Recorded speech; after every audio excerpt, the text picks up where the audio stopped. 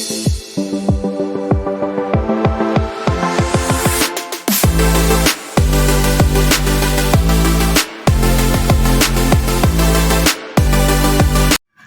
Friends, இன்றைக்கி நம்ம காய்கறிகளை வச்சு ஒரு வெள்ளை குருமா தான் செய்ய போகிறோம்.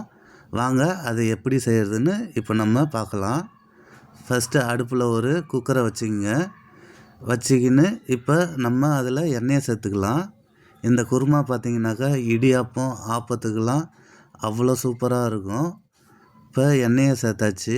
இப்போ இந்த குருமாவுக்கு தாளிக்கிறதுக்காக இப்போ நம்ம 3 ஏலக்காய், 2 சின்ன துண்டு பட்டை, ஒரு 3 பிரிஞ்சி இலை சேர்க்க போகிறோம். வாங்க இப்போ அதை சேர்த்தாச்சு. இப்போ நம்ம அடுத்து இதில் பொடியாக நறுக்கி வச்சுருக்க 2 மீடியம் சைஸ் வெங்காயத்தை சேர்த்துக்கலாம். சேர்த்து மிக்ஸ் பண்ணி விடுங்க. வெங்காயம் பச்சை வாசனை போகிற அளவுக்கு வதக்கணும். இப்போ இதுமாதிரி நல்லா மிக்ஸ் பண்ணி விட்டுங்க. இதில் கொஞ்சம் இப்போ உப்பு சேர்த்துக்கலாம். உப்பு சேர்த்திங்கனாக்கா சீக்கிரமாக வெங்காயம் வதங்கி வந்துடும் நமக்கு. பாருங்கள், இப்போ உப்பு சேர்த்தாச்சு. சேர்த்து மிக்ஸ் பண்ணி விடுங்க. நல்லா மிக்ஸ் பண்ணி விட்டாச்சு.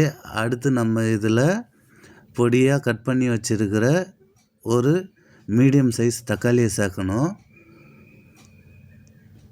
இப்போ நம்ம தக்காளியை சேர்த்துக்கலாம். சேர்த்து அதையும் மிக்ஸ் பண்ணி விடுங்க. தக்காளியில் இருக்க பச்சை வாசனை கொஞ்சம் போகட்டும். நல்லா வதக்க வேண்டாம், கொஞ்சம் பச்சை வாசனை போனால் போதும். நமக்கு இந்த அளவுக்கு இருந்தால் போதும். அடுத்து நம்ம எடுத்து வச்சுருக்கிற காய்கறிகளை சேர்த்துக்கலாம். ஃபஸ்ட்டு இப்போ பட்டாணியை சேர்த்தாச்சு. அடுத்து ஒரு 10 பீன்ஸை கட் பண்ணி வச்சுருக்கோம், அதையும் சேர்த்துக்கலாம். அடுத்து ஒரு கேரட்டை கட் பண்ணி வச்சுக்கிறோம் பொடிசாக, அதையும் சேர்த்துக்காச்சு. அடுத்து நம்ம ஒரு உருளைக்கிழங்க பொடியாக கட் பண்ணி வச்சுருக்கோம், அதையும் இப்போ சேர்த்துக்கலாம். சேர்த்து நல்லா இப்போ எல்லாத்தையும் மிக்ஸ் பண்ணி விடுங்க. காயெல்லாம் கொஞ்சம் வதங்கட்டும். இப்போ இதுமாதிரி நல்லா மிக்ஸ் பண்ணி விட்டுடுங்க. அடுத்து இந்த குருமாவுக்கு தேவையான மசாலாவை இப்போ நம்ம அரைச்சிக்கலாம். அதுக்கு தேவையானதை இப்போ நம்ம பார்க்கலாம். தேங்காய், பச்சை மிளகா, உடைச்ச கடலை, சோம்பு தான் அதுக்கு தேவை. வேறு எந்த மசாலாவும் கிடையாது. இப்போ வாங்க நம்ம அதை சேர்த்துக்கலாம். சேர்த்து அரைக்கிறத எப்படின்னு பார்க்கலாம். இப்போ ஒரு மிக்ஸி ஜாரில் 1 ஸ்பூன் அளவுக்கு சோம்பு சேர்த்துக்குங்க. அடுத்து நம்ம காரத்துக்கு ஏற்ற மாதிரி பச்சை மிளகாவை சேர்த்துக்கலாம். இப்போ அதில் உங்களுக்கு எவ்வளோ காரம் தேவையோ அவ்வளோ காரத்துக்கு தேவையான பச்சை மிளகா சேர்த்துக்குங்க. இதில் காரத்துக்கு வேறு எந்த மசாலாவும் நம்ம சேர்க்க போகிறதில்ல, அதனால் பச்சை மிளகா காரம் மட்டும்தான் அதில். இப்போ 1/4 மூடி அளவுக்கு தேங்காய் சேர்த்துக்கலாம் அதில். அடுத்து இதில் ஒரு 2 கைப்பிடி அளவுக்கு உடைச்ச கடலையை சேர்த்துக்கலாம். இப்போ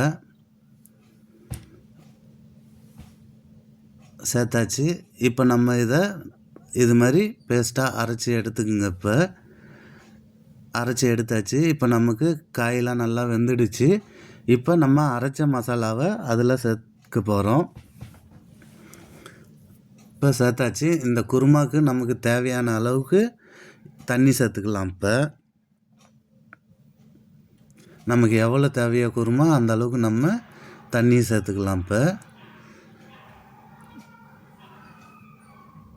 பாருங்கள், இப்போ நம்ம தண்ணி சேர்த்தாச்சு. சேர்த்து நல்லா மிக்ஸ் பண்ணி விடுங்க. மிக்ஸ் பண்ணியாச்சு. இப்போ இதில் நம்ம கொத்தமல்லி, கருவேப்பிலை, புதினா சேர்க்க போகிறோம். வாங்க அதை இப்போ சேர்க்கலாம். நம்ம கொஞ்சமாக கருவேப்பிலை, அடுத்து கொஞ்சமாக கொத்தமல்லி, கொஞ்சமாக புதினாவை சேர்த்துக்கலாம். இது சேர்க்கும்போது நமக்கு குருமா நல்ல வாசனையாக இருக்கும். இதில் நம்ம இஞ்சி பூண்டு எதுவுமே சேர்க்கறதில்ல. அதனால் புதினா நீங்கள் சேர்க்கும்போது நமக்கு அந்த குருமா வாசனை நல்லா வரும் அதில். இப்போ இது மாதிரி நல்லா மிக்ஸ் பண்ணிங்க. மிக்ஸ் பண்ணிவிட்டு இப்போ நம்ம குக்கரை மூடி ஒரு 2 விசில் வந்தால் போதும், அதிகம் தேவையில்ல. 2 விசிலில் நமக்கு குருமா ரெடி ஆகிடும். இப்போ குக்கர் மூடியை போட்டு மூடி வச்சிடலாம். 2 விசில் வரட்டும், வாங்க பார்க்கலாம். 1 விசில் வந்துடுச்சு. இப்போ இன்னொரு விசில் வந்ததுனாக்கா நம்ம அடுப்பை ஆஃப் பண்ணிடலாம். குருமா ரெடி ஆகிடும். இது மாதிரி நீங்களும் வீட்டில் செஞ்சு பாருங்கள், செஞ்சு சாப்பிட்டு பாருங்கள் எப்படி இருக்குன்ட்டு. அவ்வளோ சூப்பராக இருக்கும். இந்த குருமா பார்த்திங்கனாக்கா நான்வெஜ் டேஸ்ட்டில் இருக்கும் அது. இது மாதிரி நீங்களும் வீட்டில் ட்ரை பண்ணி பாருங்கள். இப்போ 2 விசில் வந்து நம்ம ஓரமாக எடுத்து வச்சாச்சு. ப்ரெஷர் குறையட்டும். அதுக்குள்ளே நம்ம எங்கள் வீட்டில் இன்றைக்கி ஆப்பத்துக்கு மாவு அரைச்சிருந்தாங்க. அதனால் இந்த குருமா கூட இன்றைக்கி ஆப்பம் செஞ்சு தான் சாப்பிட போகிறோம். ஆப்பம் செஞ்சு எடுத்துக்கலாம். இப்போ இந்த குருமா நீங்கள் செஞ்சு கொடுத்துட்டிங்கனாக்கா குழந்தைங்க எல்லாம் விரும்பி கேட்பாங்க, திரும்ப திரும்ப செஞ்சு கொடுங்கன்ட்டு. அவ்வளோ சூப்பராக இருக்கும் இந்த குருமா.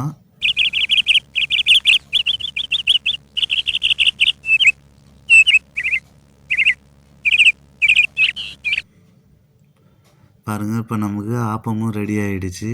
ஆப்பத்தை எடுத்துக்கலாம். இப்போ எடுத்து வச்சுட்டு இப்போ நம்ம அடுத்து குக்கரு ப்ரெஷரு குறைஞ்சிச்சான்னு பார்க்கலாம்.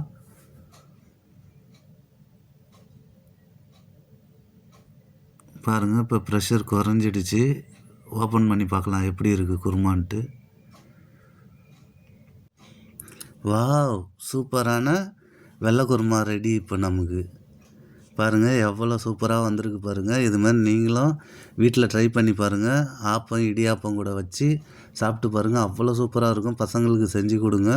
பசங்க ரொம்ப விரும்பி சாப்பிடுவாங்க. எல்லாருமே விரும்பி சாப்பிடுவாங்க. இந்த குருமா நல்லாயிருக்கும். பாருங்கள் எவ்வளோ சூப்பராக இருக்குது பாருங்கள் குருமா பார்க்குறதுக்கு. சுட சுட இப்போ நமக்கு குருமாவும் ரெடி, ஆப்பமும் ரெடியாக இருக்குது. வாங்க எல்லோரும் சாப்பிட்லாம். எங்கள் வீட்டு வெள்ளை குருமா ரெடி ஆகிடுச்சு. இப்போ இந்த வீடியோ பிடிச்சிருந்தால் லைக் பண்ணுங்கள், ஷேர் பண்ணுங்கள், கமெண்ட்ஸ் பண்ணுங்கள், சப்ஸ்கிரைப் பண்ணுங்கள். தேங்க்யூ.